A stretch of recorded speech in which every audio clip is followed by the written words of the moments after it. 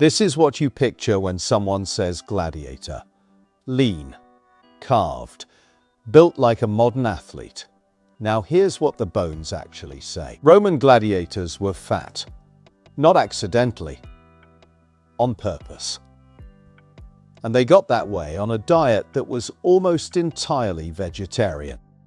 Everything you think you know about these men is a movie. So let's walk through one real day inside a gladiator school. He wakes in a cell, not a barracks bunk, a cell. Archaeologists describe these training schools as fortress prisons, and they mean it literally. Most had exactly one exit door, and it faced the arena.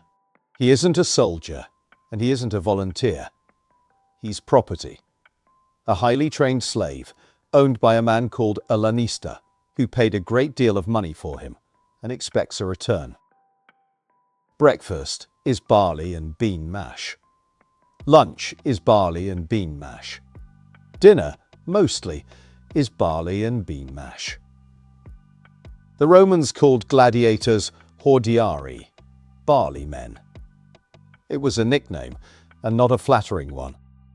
Here's the part that sounds absurd until you understand it. All those carbohydrates put on a layer of fat over the muscle, and that fat was the point. It cushions cut wounds. It shields the nerves and blood vessels underneath.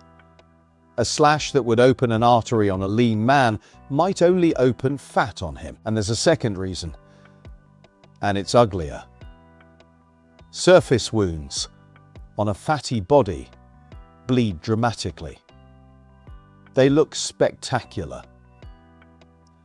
A lean gladiator wasn't just easier to kill, he made for a worse show. A diet with almost no meat or dairy leaves a serious calcium gap, so they drank a tonic of charred wood or bone ash.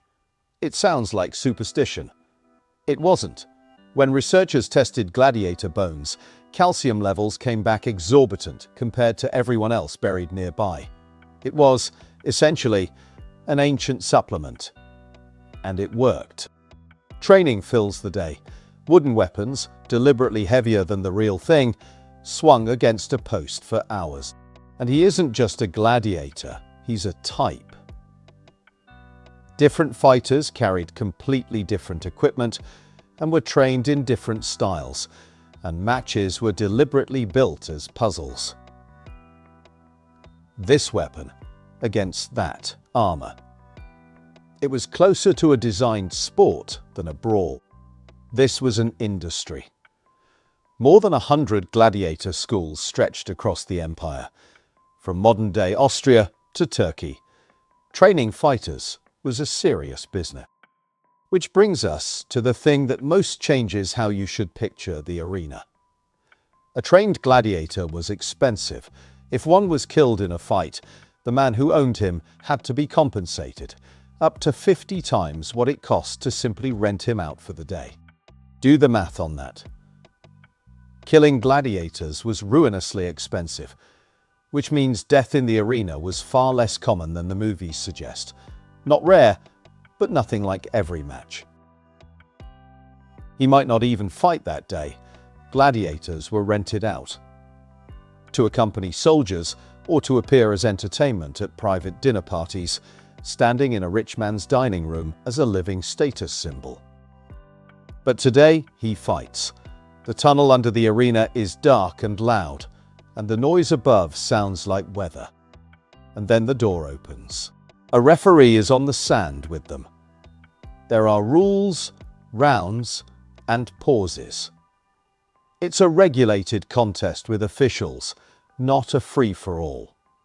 Something else the movies almost never show. And if he's beaten, he has a move left. He can raise a finger or lower his weapon and appeal to the crowd and to the official hosting the games. You know what comes next? The thumb. Down for death, up for life. Except we don't actually know that. The Romans wrote about a turned thumb, and nobody today can say for certain which way meant what. The single most famous gesture in Roman history is, honestly, a guess. More often than the films admit, he walks back through the tunnel. Bruised, cut, exhausted, and worth more alive than dead. We know all of this because of a mass grave found at Ephesus in modern Turkey.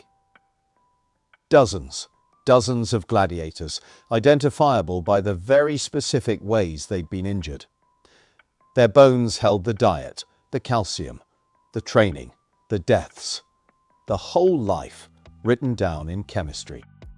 So put the movie version away. He was a slave, kept in a cell, fed porridge to make him thick enough to bleed well, trained like an athlete, insured like equipment, and cheered by people who owned him. Not a hero. Not a monster. A commodity that could fight. The barley men were real. The six-pack wasn't. Subscribe. We tell history the way it actually happened. Sources and all.